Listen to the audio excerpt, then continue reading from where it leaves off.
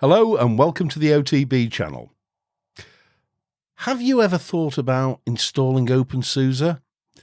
Well, if you have, it's a fine distro. The only problem is it doesn't come with non-free codecs. So you have to go through a process of installing third-party repos in order to install those codecs and make the desktop usable, or usable for most people. You no longer have to do that. There's a distro called Gecko Linux, which comes pre-configured with all of those non-free codecs out of the box. That's what we're going to look at today. See you after the intro.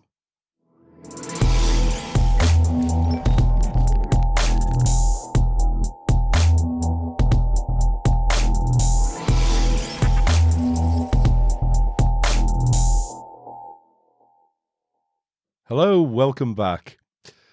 First of all, I apologise I've not been around more over the last week. I've been feeling a little bit under the weather. Not the thing that's going around, but just not feeling great. And it's probably due to the extreme humidity that we've been experienced in Lancashire. I know. It's unusual, and I just don't think my body works when it's like that. So I felt a little bit lethargic. But anyway, let's get on with today. I should say before we start, please, if you enjoy my videos, please like and subscribe. And if you'd like to support the channel on Patreon, please do so. You can find us at patreon.com/OldTechBloke. Right. OpenSUSE, or a variant I'm going to look at today called Gecko Linux. I've had mixed views about OpenSUSE over the years. I mean, it's one of the originals that's been around a long, long time. And it's worked okay for me. I had problems in the early days with NVIDIA drivers, but I have to say I only use Intel hardware now, so I haven't experienced any problems with it. I'm still a little bit in two minds about what I think of YaST and whether I think it's necessary, but I understand why it's an important tool for sysadmins who have perhaps deployed OpenSUSE in an enterprise. It has lots of useful GUI tools. One of the problems with it is that it comes completely unencumbered with codecs and anything that is non-free. Now, I can understand that from a legal point of view. OpenSUSE can't bundle those things in. There are, of course, third-party repos, the Pacman repo, that you can install in OpenSUSE, and most people do, in order to get hold of all of those codecs. Nevertheless, for someone new to Linux, they, I think, deserve to have something more of a user-friendly experience, perhaps some way to select those codecs or repos in the installer and just let it do it so it's up and running out of the box.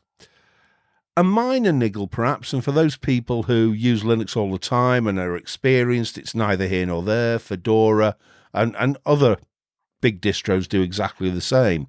But it would be nice to see something that, I don't know, was just a little bit more user-friendly from the get-go.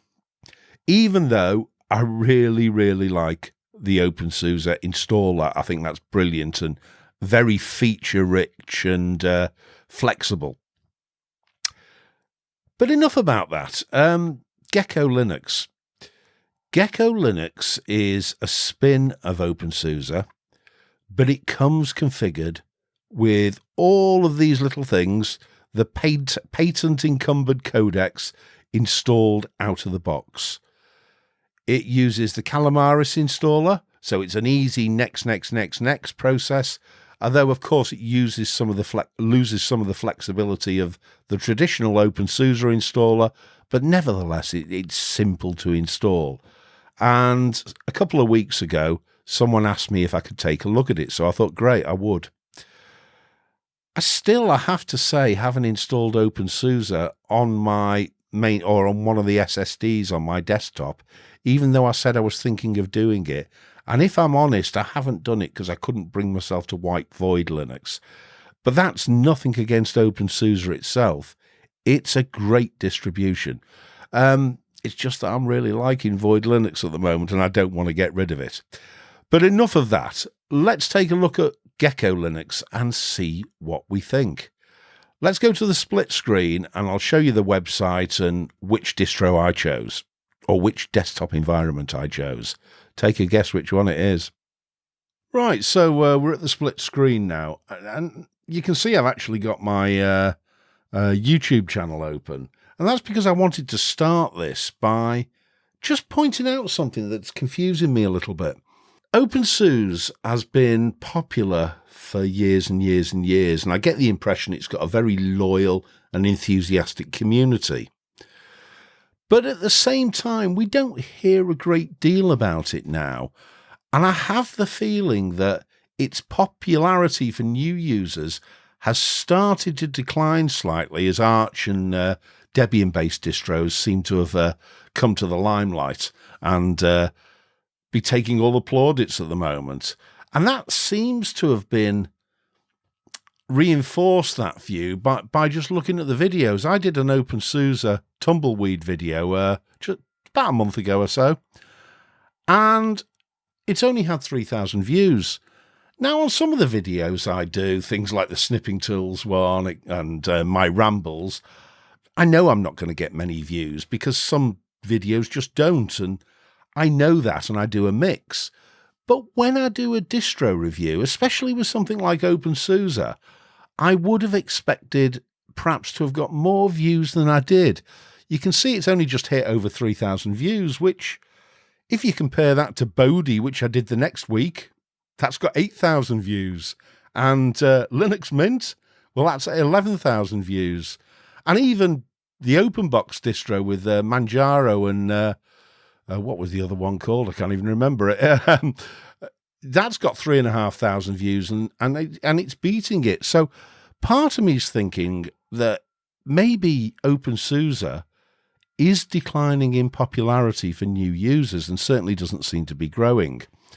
So could part of that be because you have to mess about getting it configured? Well, possibly. And so we go to Gecko Linux, which is Linux for detail-orientated geckos. Okay. It comes in a whole range of editions with different desktop environments. And you won't be surprised to hear that I've chosen Mate. I said I was going to go back to calling it Mate, because that's the proper way that us UK English people would call it, but I've been calling it Mate for so long now it just rolls off the tongue. But actually it has quite a few editions available. You can download it in Cinnamon, XFCE, GNOME, Plasma, Mate, LXQT, or you can download a bare bones edition, which I'm presuming just comes with a very light window manager, or perhaps it doesn't come with any desktop environment or window manager installed at all. I'm not sure. But anyway, the distro itself comes with quite a few features. Now, it's an OpenSUSE spin, and if the only difference between this and OpenSUSE itself was theming and color schemes, I wouldn't bother reviewing it. But there seems to be quite a few things that set this apart from the standard distro. I mean, if we go there, so it's an installable live DVD or USB image. Great. It offers individual desktop environments. Brilliant.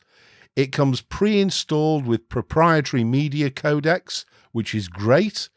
It prefers packages from the Pacman repo, and it comes bundled already with the NVIDIA repo installed, the Google repo installed, and the Skype repo installed. Whether you see that as a good thing, well, that's completely up to yourself.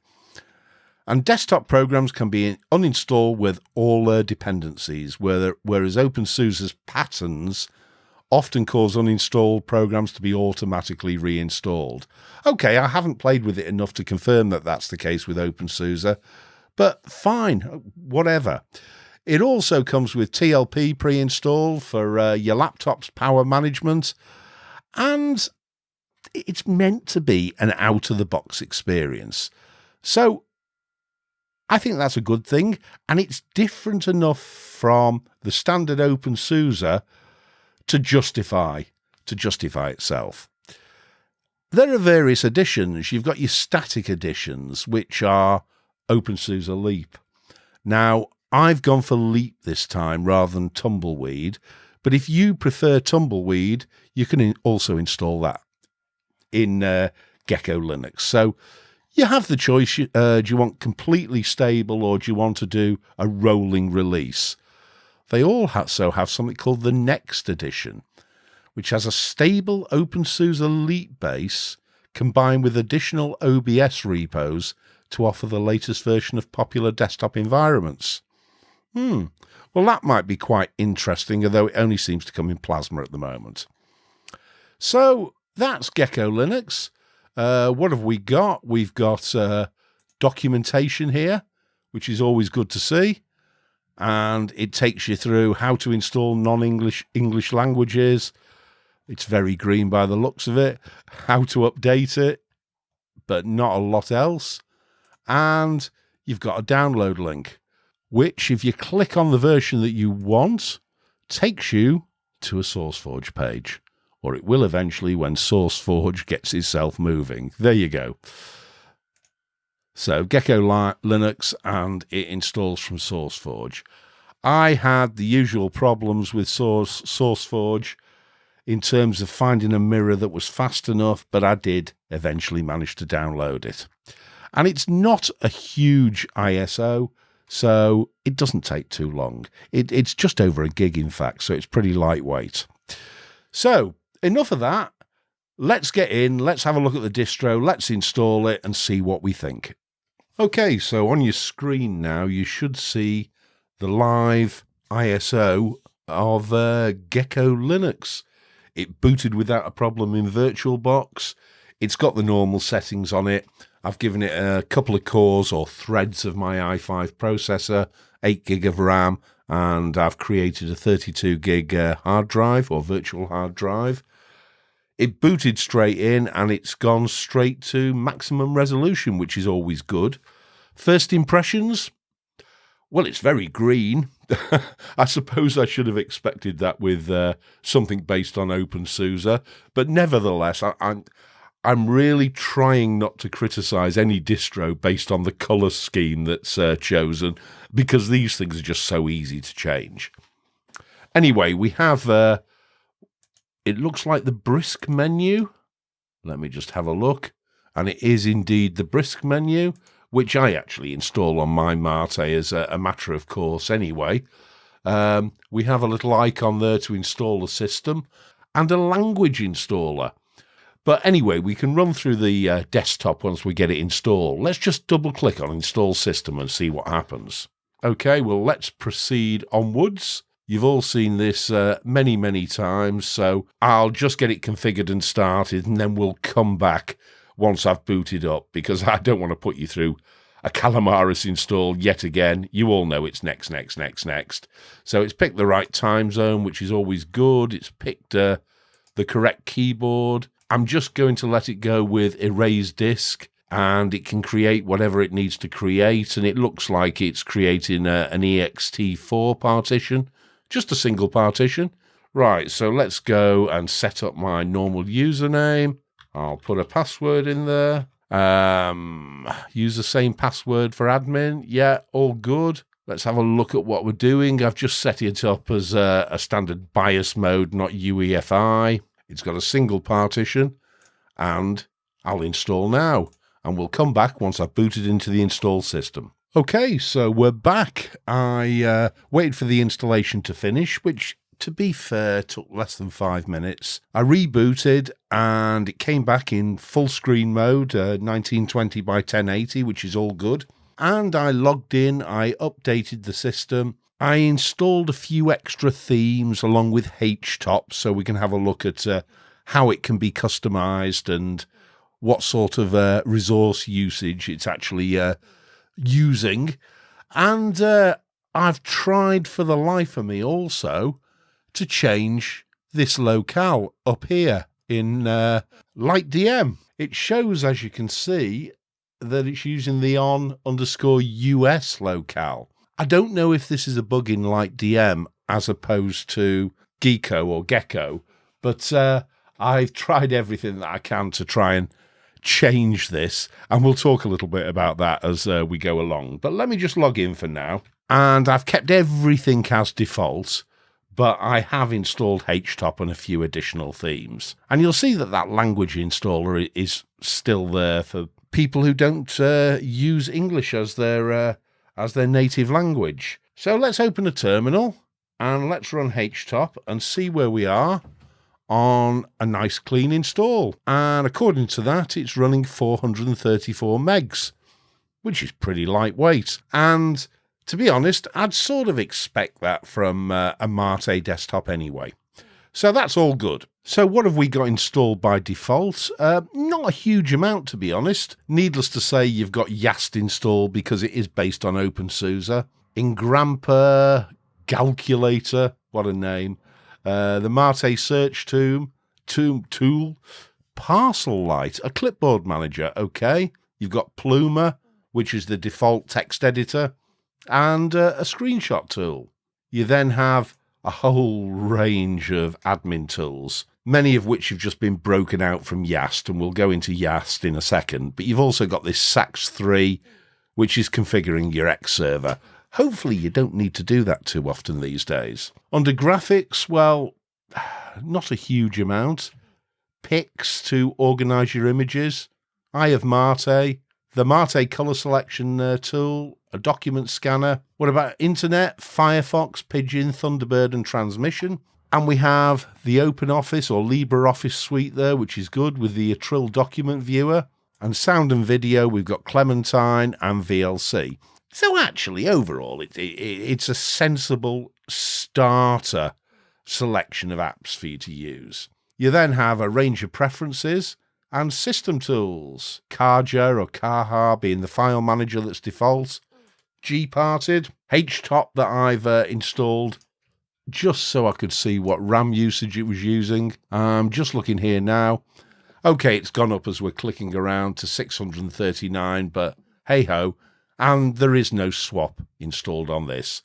You could, of course, create a swap file if that's what you wanted to do. So this is your standard Mate control center.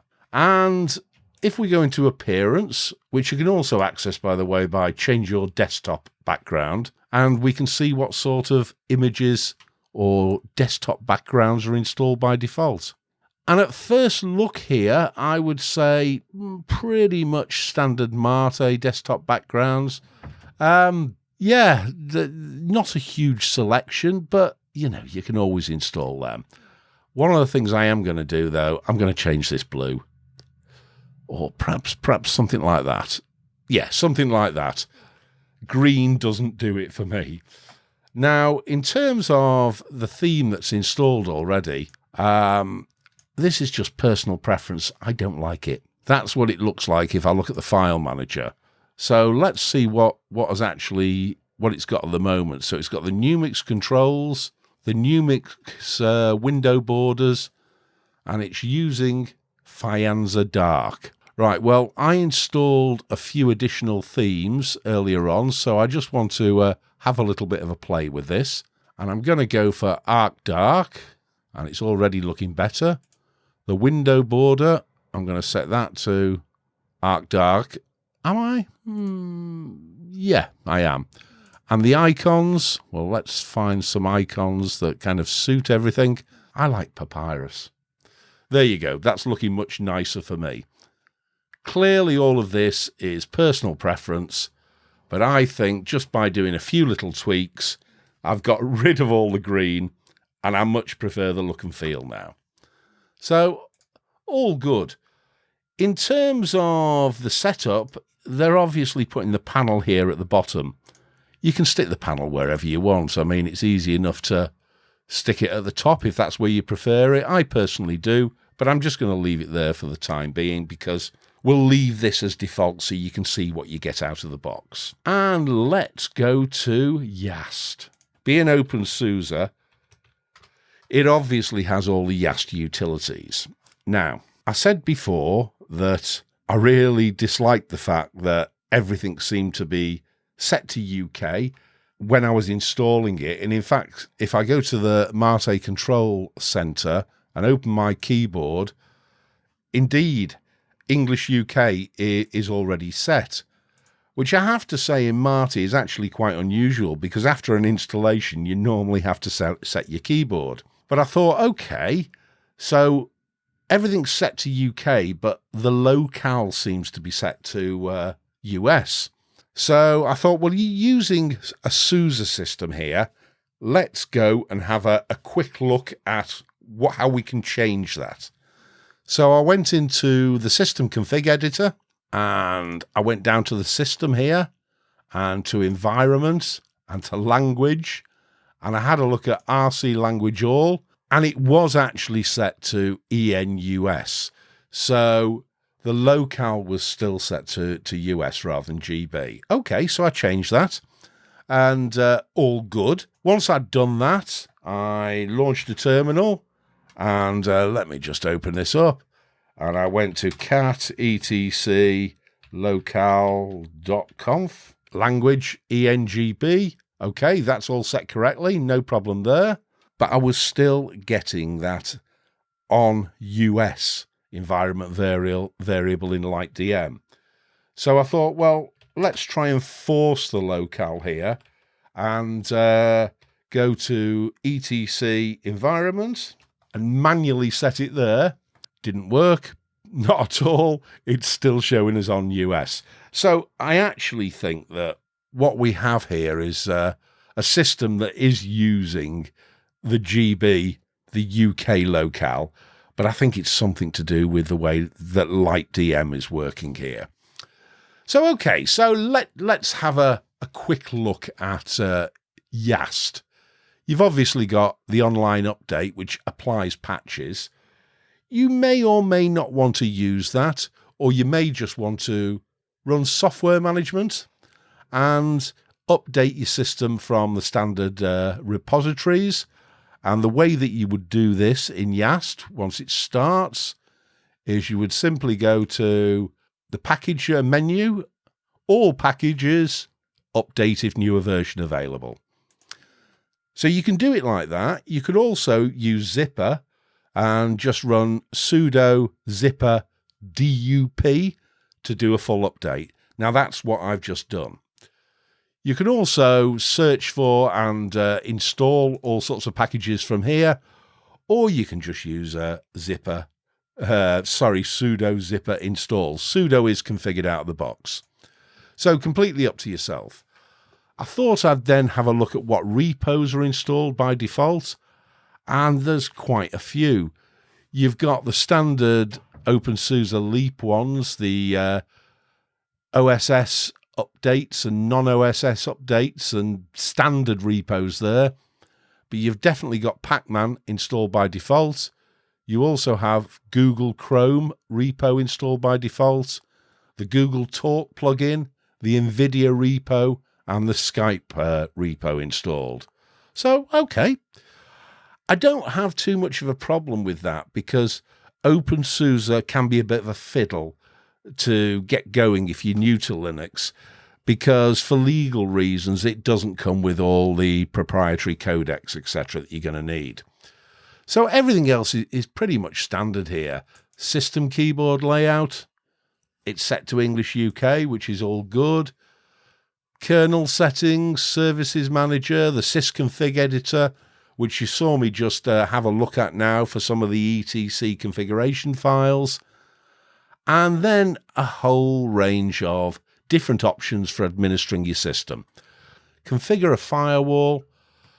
Interesting, Gecko does not appear to have Firewall D installed at the moment. Personally, I wouldn't bother. I would install UFW. So, yeah, that's YaST. It's pretty much as you'd expect. Let's try one more thing. Normally, if I wanted to install my printer in Mate, I would go to the Mate Control Center and system config printer would probably be installed, and I could configure it from here. as we have YaST installed, that would be a little bit like doubling everything up. And I think we have to configure the printer from YaST. So let's see if we can do that. So configure printers. Right. There is no print queue. Right. So how do we actually do this? How about add? Let's see if it can detect printers. So it's doing something, but if you remember on OpenSUSE, we had the same issue that it didn't automatically spot my printer. I have to say with Debian-based systems and Arch-based systems, on the whole, my printer is identified straight away. So retrieving printer driver information. I think this is quite interesting given that it doesn't really seem to have detected my printer, but we'll let it do that and come back in a sec. Let's try Connection Wizard. So access network printer. Okay. Try LPD. I don't know what the... let me just see if I can find the IP address of this printer. Okay, I'm coming back now because I've managed to find the IP address of my network printer. So let's give this a go. And it's 179. Okay. Fine. We'll see if this works. Test connection. Test OK. Select the printer manufacturer. This is a lot of messing, isn't it? I'm not really impressed with this at all. Determining matching printer drivers. There we go. Canon Pixma MG5650. So I'm assuming it's going to do it this time. Right, so it says it's ready. Well, the proof is in the pudding. Let's print a test page. Okay, it's happening.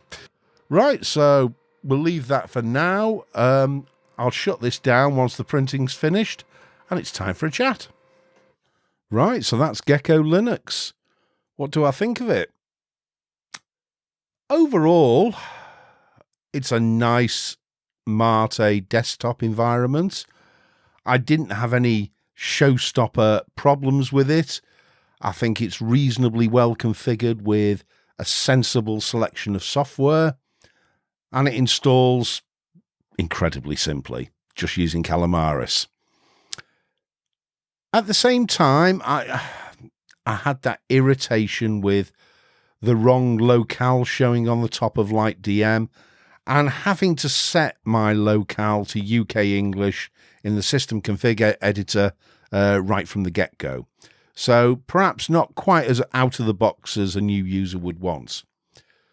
I do like the fact that it comes with all of those repos, the Pacman repo there already, and with non-patent or with the patent encumbered codecs, so you can get on and play your music. I know it's not something everyone believes in, but I also know that in distros like OpenSUSE and Fedora, many desktop users will jump through the hoops that are necessary so that they can play their music and do whatever they need to do with non-free components. It's completely up to you whether you want to do that. I understand why OpenSUSE and Fedora don't do it out of the box, but it's a definite bonus for this. Printing, well, I got it to print in the end, but it's a bit of a faff. And I have to say I had the same issue with OpenSUSE, so I think it's kind of inherited that. Would I have had the same issue if I just used the system config printer dialog that I found afterwards? I don't know. It's too late. I've done it now. But yeah, having to find the IP address of my printer, which took a bit of doing, I have to say. I had to go into my router and find out which one it was because it's dynamically allocated. And once I'd done that, okay, it was fine. It worked. But just something that perhaps I think needs to be worked on. I'm also in two minds about not having a firewall installed. It may not need to be switched on by default, but I think it would be quite a good idea if Firewall D, or out of my preference, UFW was installed. But putting those things aside, and none of them are showstoppers, it's a way to get an OpenSUSE distro installed very quickly. And it's polished. It's the out-of-the-box experience is what I would expect from Mate. Is it as easy as the likes of Ubuntu Mate or Manjaro Mate? Probably not, but it's getting there. And I think for new users, I would advise that they go to Gecko before they perhaps dive in to the full OpenSUSE experience. So, yeah, not a bad distro. Now, this week, guys, I'm doing another 4 o'clock in the morning run down to London on Monday, so you may not hear much of me next week. I'm hoping that's going to be it for a while, and I'm hoping the weather isn't too hot down there. But we're just getting back up and running the company that I work for at the moment, so we're getting absolutely battered as far as work's concerned. And I'm not complaining about that, because I know that there's companies that are folding all over the place at the moment with this damn virus. So, hey, it's just one of those things.